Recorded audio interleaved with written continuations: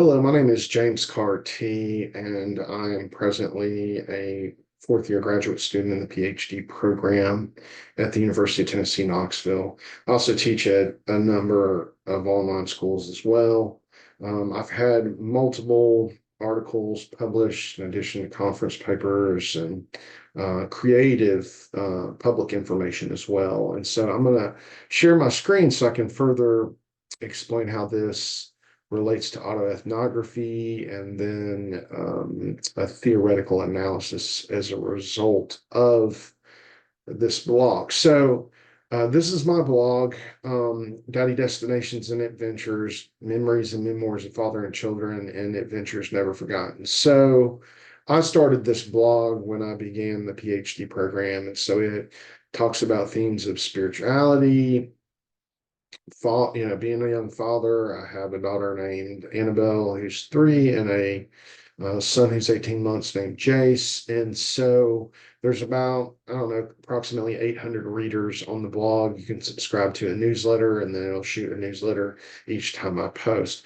And so, for example, on Saturday, just recently, I wrote a poem about being your own worst enemy. And then as a real life example, I used Randy Johnson and a quote that Randy Johnson presented. And so, again, there's some philosophical thoughts here, and then maybe even one might quantify that as devotional. And so you'll see that I put pictures of my family up, right?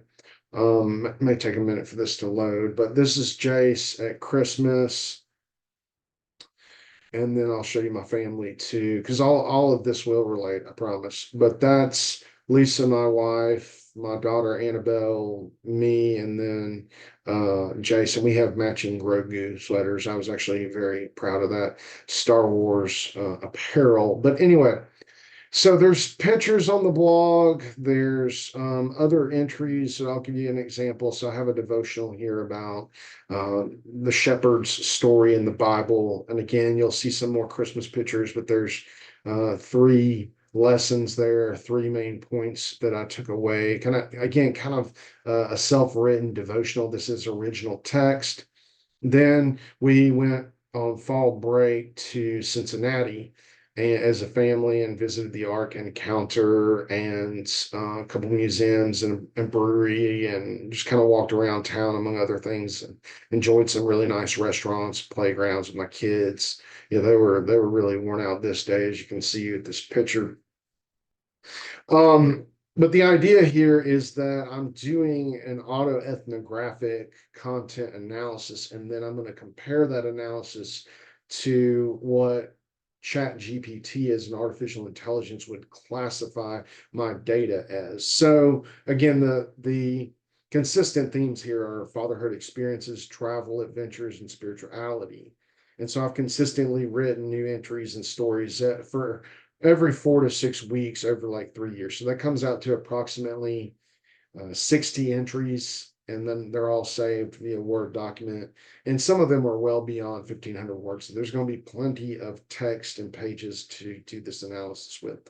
So Wall 2006 states that autoethnography is an emerging qualitative research method that allows the author to write in a highly personalized style, drawing on his or her experience to extend understanding about a societal phenomenon. So we have family communication here, we have the spirituality components, we have attitudes towards certain subjects and values and beliefs. And so I'll analyze the blog as an artifact through a grounded theory approach. And so with grounded theory and the coding, the constant comparative method will be used, and that was quoted by Glaser and Strauss, 1967.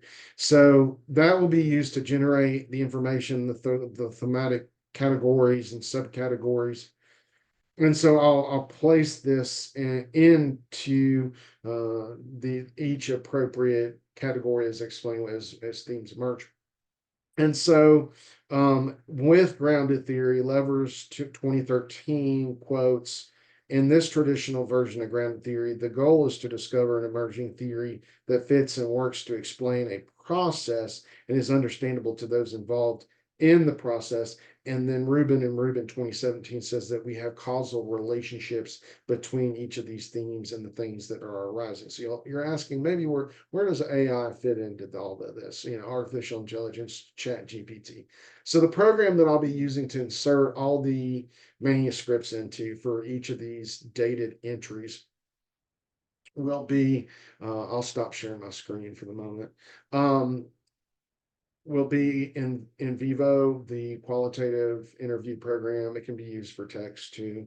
And so I'll have codes and I'll insert each of the themes as I see them in each of the nodes and then subnodes, which then become the subcategories.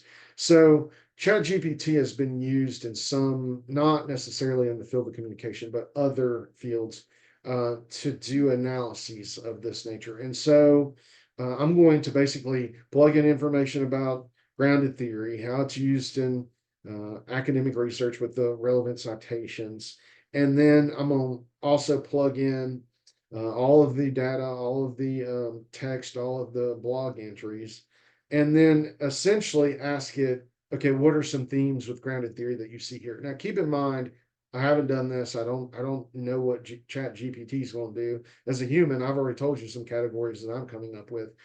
So I don't know what it's going to designate, if it's going to work. And then you could also do this with Bard, but I think for the simplicity of this study, I'm only going to use Chat GPT because you'll get different results based on different AIs. But then I'll compare and contrast these, and I'll kind of relate this back into the autoethnography premises. So I don't have a citation for this, but this is like, I often see autoethnography with some similarities as memoir writing, the memoir creative writing.